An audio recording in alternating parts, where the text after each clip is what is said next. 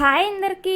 School నుంచి వచ్చిన పిల్లలకి మనం ఏదైనా చేసి పెట్టాలి అంటే రోజు చేసేయే కాకుండా ఇలా డిఫరెంట్గా చేస్తే ఇంట్లో ఉండే వాటితోనే పిల్లలైతే ఇష్టంగా తింటారు. ఇలాంటివి అప్పుడప్పుడు బయట కొనుక్కొచ్చుకోకుండా ఇంట్లో చేస్తే బాగుంటుంది. వాంపూస రిబ్బన్లు చేశాను, చాలా బాగా వచ్చాయి టేస్ట్. ఓన్లీ ఒక ఇంగ్రీడియంట్తోనే చేశాను. శనగపిండి ఉంటే సరిపోతుంది, కావాలంటే కొంచెం బియ్యం పిండి కూడా యాడ్ చేసుకోవచ్చు. నేనైతే ఓన్లీ ఇంట్లో శనగపిండి ఉంది కాబట్టి శనగపిండి అలాగే ఉప్పు, కారం, పసుపు వేసి చేశాను. 2 బౌల్స్ తీసుకున్నాను కదా, ఒక దాంట్లో అయితే కారం యాడ్ చేశాను, ఇంకొక దాంట్లో కారం యాడ్ చేశాను. శనగపిండి, వాము, ఉప్పు, పసుపు కలర్ కోసం. ఇక్కడ నేను చేసిన వాంపూస అయితే చాలా సన్నగా ఉన్నాయి, అయినా కూడా బాగానే దిగాయి ఆ గిద్దల్లో నుంచి పిండి. రిబ్బన్లు అయితే నార్మల్ గానే వచ్చాయి. పిల్లలైతే ఈ షేప్లు ఇష్టపడ్డారు. ఇవి షేప్స్ నచ్చాయంట, చాలా డిఫరెంట్ గా బాగున్నాయమ్మా అన్నాడు. మా చిన్నోడైతే బాగున్నాయి అంటాడు. వీడియో నచ్చితే సబ్స్క్రైబ్ చేసి లైక్ చేయండి.